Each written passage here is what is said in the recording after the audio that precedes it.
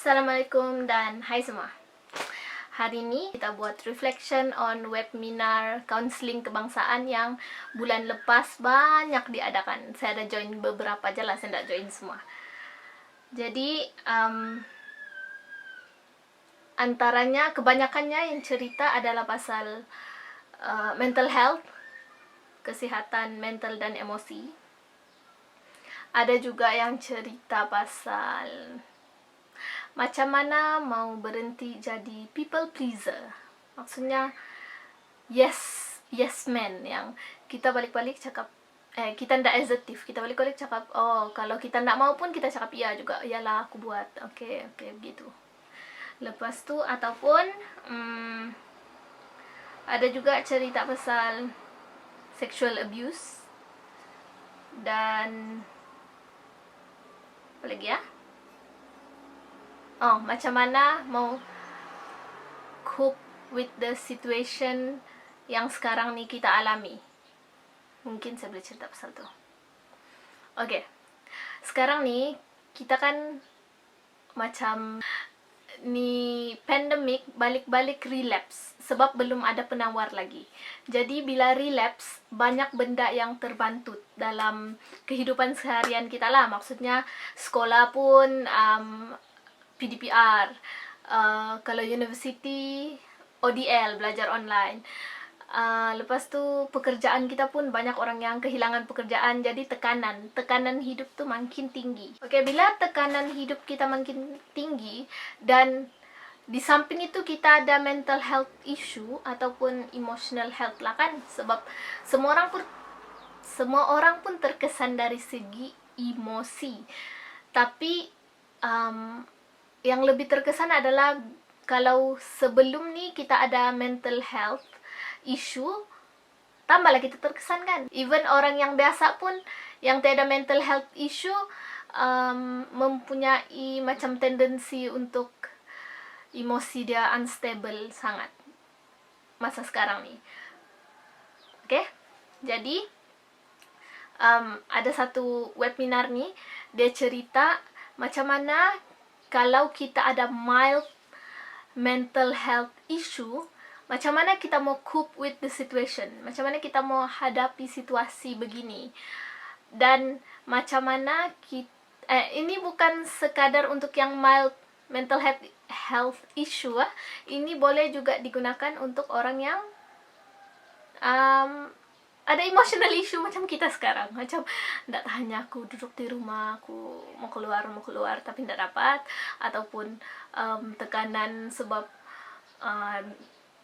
keuangan, kena suruh kerja dari rumah, ataupun ada yang kena kasih kurang gaji, ataupun ada yang kena berhenti kerja, terpaksa cari kerja lain.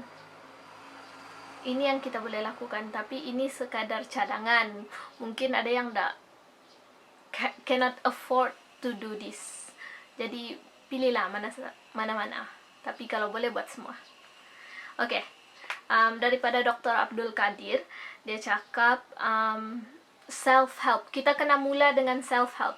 Kita kena bantu diri kita supaya mild mental health issue ataupun emotional instability ni kita dapat kasih neutral balik. 1.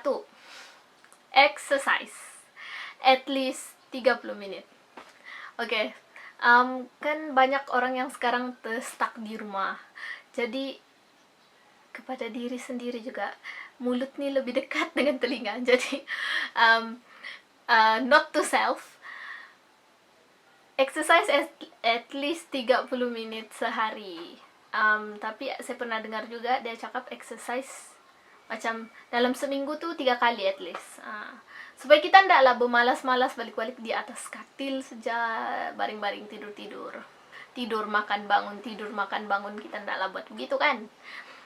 Lepas tu kedua, jaga kitaran tidur.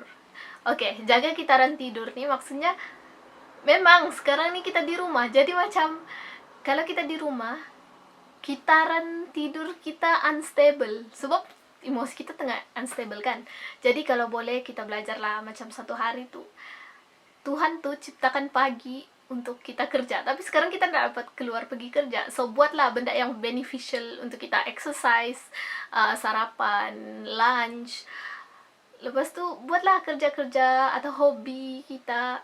Lepas tu malam baru kita tidur, supaya kitaran kita tuh, biological clock dalam badan kita nih, kita biasa, oh malam tidur, pagi buat activity, malam tidur, dia akan berpusing dan dia akan sehat lah begitu. Kenapa? Jaga kitaran tidur. Bila malam kan gelap. Bila gelap, ada hormon nih yang akan keluar, melatonin, hormon tidur dia bilang. Jadi kita akan senang tidur, walaupun ya saya ndak apa nama dia, tidak deny yang malam tuh kadang-kadang ada orang yang insomnia, ndak dapat tidur. Oke, next, jaga makan. Dia cakap makanan orang Malaysia nih ndak sehat, tapi betul lah, kita nih orang Malaysia makanan kita ndak sehat. Jadi sementara kita di rumah, kita masaklah makanan yang sehat, ataupun tidak terlalu fancy lah. Maksudnya kita makan yang basic-basic aja, supaya makanan kita tuh lagi sehat. Lagipun dapat kurangkan kos untuk makan. Ke 1, 2, 3, keempat, mindfulness ataupun spiritual. Mindfulness nih kan contoh kalau dari spiritual kan, spiritual maksudnya sholat, sembahyang, kalau zikir begitu. Kalau yang non muslim, yang Christian boleh pray, dan contoh lagi mindfulness, yoga.